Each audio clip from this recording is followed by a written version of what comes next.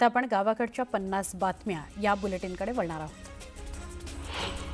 प्रभादेवी आणि परळ या भागांना जोडणाऱ्या अल्फेसन पुलाच्या पाडकामाकरता तब्बल 82 रेल्वे ब्लॉक्सची मागणी करण्यात आली आहे, अशी माहिती महारेलच्या अधिकाऱ्यांनी दिली। हे ब्लॉक कशा पद्धतीने दिले जातील याचा निर्णय रेल्वे घेणार असून याबाबत चर्चा सुरू असल्याचं त्यांनी सांगितलं। आरे ते कप परेड या भुयारी मेट्रो 3 मार्गिकेच्या शेवटच्या टप्प्याचं लोकार्पण देशाचे पंतप्रधान नरेंद्र मोदी यांच्या हस्ते 30 सप्टेंबरला केलं जाणार आहे। आचार्य अत्रे चौक ते कप परेड या शेवटच्या टप्प्यातील मार्गावरही मेट्रो धावणार आहे। हा संपूर्ण मार्ग मुंबईकरांच्या सेवेत येण्याचा मार्ग मोकळा झालेला आहे। तांत्रिक कारणाने बिघाडाचं ग्रहण लागलेली मोनोरेल 20 सप्टेंबरपासून अनिश्चित काळाकरता बंद केले जाणार आहे। सेवेत दाखल झाल्यानंतर 11 वर्षांनी काही कालावधीकरता ही सेवा बंद ठेवण्याची नामुष्की उडावली आहे। वाढत्या बिघाडामुळे टीकेला सामोरं जावं लागणाऱ्या MMRDAने त्याची घोषणा केली। बहुचर्चित बहुप्रतीक्षित आणि जिल्ह्याच्या विकासात मैलाचा दगड ठरणाऱ्या रेल्वे प्रकल्पातील महत्त्वाचा टप्पा मराठवाडा मुक्ती संग्राम दिनी पूर्ण होत आहे। तब्बल 40 वर्षांपासून प्रतीक्षेत असलेल्या बीडकरांना बीड ते अहिल्यानगर असा प्रवास करता येणार आहे। मुख्यमंत्री देवेंद्र फडणवीस, पालकमंत्री अजित पवार हिरवा झेंडा दाखवतील आणि ही रेल्वे सेवा सुरू होईल। वाहतुकीच्या समस्येने पुणेकर त्रस्त आहेत। महानगरपालिकेच्या बसमध्ये तुडुंब गर्दी असते, त्यात पुन्हा रस्त्यावरील वाहतूक कोंडी ही मोठी समस्या आहे। या समस्येवरील काही प्रमाणात का होईना तोडगा निघणार आहे, कारण पुणे महानगरपालिकेच्या ताफ्यात डबल डेकर बस येणार आहे। पुणेकरांना आता अत्याधुनिक डबल डेकर बसचा अनुभव घेता येणार आहे। वाणिज्य आणि उद्योग मंत्रालयानं जारी केलेल्या आकडेवारीनुसार ऑगस्टमध्ये घाऊक किमती निर्देशांक आधारित महागाई दर 0.52% वाढला। जुलैमध्ये तो 0.58% होता। याचाच अर्थ घाऊक बाजारात महागाई वाढली आहे। व्यापाऱ्यांनी बर्फाच्या दरात टनामागे 80 रुपयांची वाढ केली आहे। त्यानंतर 1.5 महिन्यामध्येच वीज दरवाढीचं कारण पुढे करून ऑल इंडिया आईस मॅन्युफॅक्चरर असोसिएशननं पुन्हा आणखी प्रतिटन 85 रुपयांची मागणी केली आहे। मात्र याला मच्छीमार संस्थांनी विरोध केलेला आहे। सुरक्षित आणि स्वस्तातील प्रवास म्हणून मुंबईकरांचं बेस्टला प्राधान्य असतं। सद्यस्थितीत उपक्रमाकडे स्वतःच्या केवळ 418 बसेस उरल्यात, त्यात 206 सिंगल डेकर AC बस, 187 मिडी नॉन AC, 25 हायब्रिड AC बस आहेत। दुसरीकडे भाडे तत्वावरील नवीन बस दाखल होण्याचं प्रमाण अत्यल्प आहे, त्यामुळे प्रवाशांच्या वाढत्या संख्येच्या तुलनेमध्ये बस अपुऱ्या पडत असल्यानं हा प्रवास आता त्रासदायक ठरत आहे। भारतातील स्मार्टफोन निर्यातीच्या क्षेत्रात एक नवीन विक्रम झालाय। 2024-25च्या पहिल्या 5 महिन्यांमध्ये देशाच्या स्मार्टफोन निर्यातीनं 1 लाख कोटी रुपयांचा आकडा ओलांडला। या काळात स्मार्टफोन निर्यातीत 55% वाढ झाली आहे। प्रभादेवीचा पूल पडायला सुरुवात केल्यामुळे मुंबईत पुन्हा एकदा भूतपूर्व अशी वाहतूक कोंडी बघायला मिळते। मध्य रेल्वेच्या शिव रेल्वे स्थानकावरील पुलाच्या पाडकामाला विलंब झाला असून हा पूलही रखडला। मुंबईत सध्या मुंबई सेंट्रलचा बेलासिस पूल, शिव पूल, महालक्ष्मी पूल आणि विद्याविहारचा पूल यांची कामं सुरू असून ही कामं वेळेत पूर्ण करावीत असे निर्देश महापालिका अधिकाऱ्यांनी यंत्रणेला दिले आहेत। महालक्ष्मी इथल्या रेस्कोसच्या 120 एकरच्या जागेवर थीम पार्क उभारण्याकरता ही जागा मुंबई महापालिकेने ताब्यात घेतली, ती सध्या मोकळी आहे। तर थीम पार्क उभारण्याकरता प्रक्रिया पूर्ण होईपर्यंत ही जागा कार्यक्रमांकरता देण्याचा निर्णय पालिकेने घेतला। याकरता दिवसाला 12,15,000 रुपये शुल्क घेतलं जात आहे। घोडबंदरवासियांची कोंडीतून सुटका व्हावी याकरता उपमुख्यमंत्री एकनाथ शिंदे यांनी घोडबंदर रस्त्यावर रात्री 12 नंतर अवजड वाहनं सोडायचे आदेश सर्व यंत्रणांना दिलेत। तसंच वेळेचं बंधन न पाळणाऱ्यांवर कडक कारवाई करण्याचे आदेश शिंदे यांनी जिल्हाधिकाऱ्यांना दिलेत।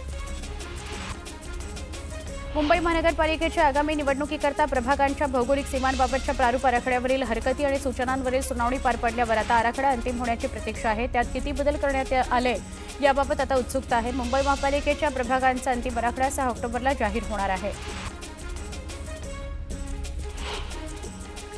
राज्याच्या animation, visual effects, gaming, comics आणि एक्सटेंडेड रियालिटी धोरण 2025ला मंत्रिमंडळ बैठकीत मंजुरी देण्यात आली। या धोरणात 2050 पर्यंतचं नियोजन करण्यात आलं असून त्याकरता सुमारे 3,268 कोटी रुपयांचा आराखडा तयार करण्यात आलेला आहे। त्यामुळे राज्यात 20 वर्षांच्या कालावधीमध्ये सुमारे 50,000 कोटींची गुंतवणूक येणं अपेक्षित आहे।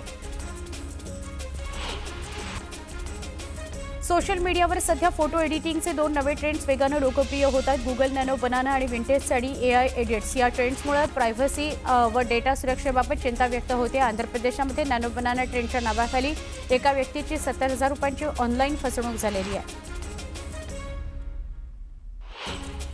मर्यादित उत्पन्न असलेले कर्जदार तातडीच्या आर्थिक गरजा भागवण्याकरता AFI कर्ज घेण्याऐवजी मोठ्या प्रमाणात सोने तारण कर्ज घेत आहेत. त्यामुळे जून 2025 अखेर सोने तारण कर्जात वार्षिक आधारावर तब्बल 122% वाढ झाली आहे.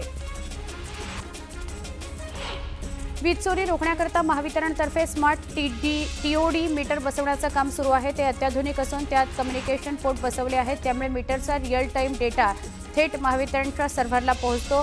मीटर नादुरुस्त झाला तर किंवा कुणी फेरफार केला तर त्याची माहिती देखील मिळते.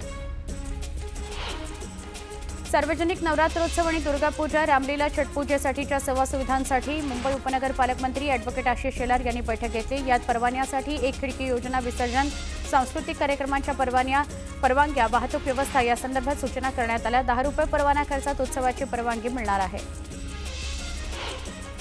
राज्य माध्यमिक आणि उच्च माध्यमिक शिक्षण मंडळाशी संलग्न प्राथमिक, माध्यमिक शाळा आणि कनिष्ठ महाविद्यालयांमध्ये आता विद्यार्थी समूह स्थापन करण्यात येणार आहे. त्यात अभ्यासक्रमातील विषय, छंद, पर्यावरण, स्पर्धा परीक्षा, वाचन, व्यावसायिक शिक्षण, तंत्रज्ञान अशा विविध 34 समूहांचा समावेश असून यासारख्या आवडीनिवडीचे विद्यार्थी शाळेत एकमेकांना शिकवणार आहेत.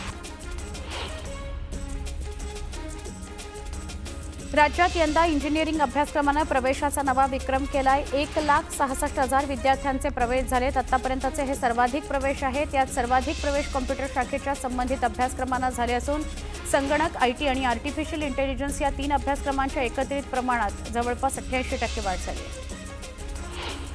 राज्यातील 10वी आणि 12वीच्या परीक्षेकरता 17 नंबरचा अर्ज भरण्याकरता शिक्षण विभागानं सुविधा उपलब्ध करून दिली आहे. या खासगी नोंदणी अर्जाकरता आजपासून 30 सप्टेंबरपर्यंत मुदत महाराष्ट्र राज्य परीक्षा मंडळानं दिलेली आहे. मधुमेह, अस्थमा, सिकल सेल, जन्मजात हृदयरोग यासारख्या असंसर्गजन्य आजारांच्या विळख्यात राज्यातील 33 लाख बालकं आहेत, अशी माहिती युनिसेफ आणि शासनाच्या प्रसिद्ध केलेल्या अहवालातून समोर आली आहे. त्यामुळे या आजारांना रोखण्याकरता आरोग्य विभागानं ठोस उपाययोजना करण्याकरता पाऊल उचललं आहे.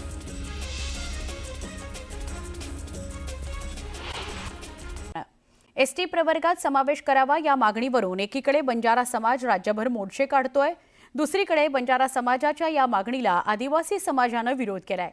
बंजारा आणि धनगर समाजाचा ST प्रवर्गात समावेश करू नये यासह विविध मागण्यांकरता आदिवासी समाजानं उलगुलान मोर्चा काढलाय.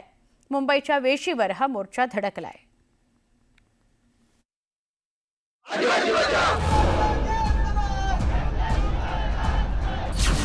आदिवासी बांधवांचा एल्गार, गुलगुलान मोर्चा मुंबईच्या वेशीवर.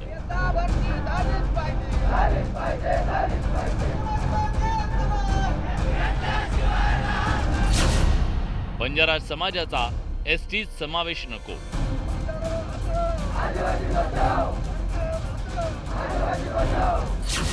आदिवासी समाजाची मागणी.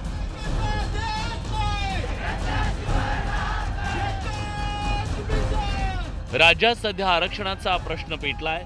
मनोज जरांगेंना हैदराबाद गॅझेटियरच्या अंमलबजावणीचा GR सरकारनं सोपवला. त्यानंतर बंजारा समाज ST प्रवर्गातल्या आरक्षणाच्या मागणीवरून आक्रमक झाला. राज्याच्या विविध भागात बंजारा समाजानं मोर्चे काढले. एकीकडे बंजारा समाजाचे हे मोर्चे निघालेले असताना दुसरीकडे आदिवासी समाजानं मागणीला विरोध केला.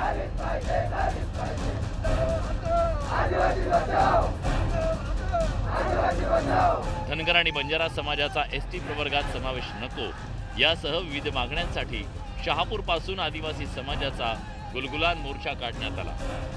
बंजारा आणि धनगर ही आदिवासींचे कोणतेही निष्कर्ष पूर्ण करत नाही. त्यामुळं या सरकारला इशारा आहे, आमच्या ताटातलं कोणाला देऊ नये. आमचं जे हक्काचं आहे ते नाही कोणाच्या बापाचं.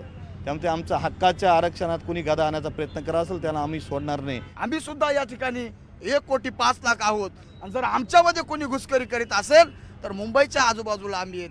ज्या ज्या मुख्य वस्त्या आहेत मुंबईच्या त्या ठिकाणी आम्ही आहोत. मुख्य ऑफिस आहेत त्या ठिकाणी आम्ही आहोत आणि म्हणून आम्ही सुद्धा प्रत्येक कार्यालयाला घेराव घालू. आदिवासी समाजानं हा विरोध केलेला असला तरी बंजारा समाज मात्र ST प्रवर्गात समावेश करावा ही मागणी लावून धरतोय. बंजारा समाज आजही रानात, वनात, जंगलात राहणारा समाज आहे.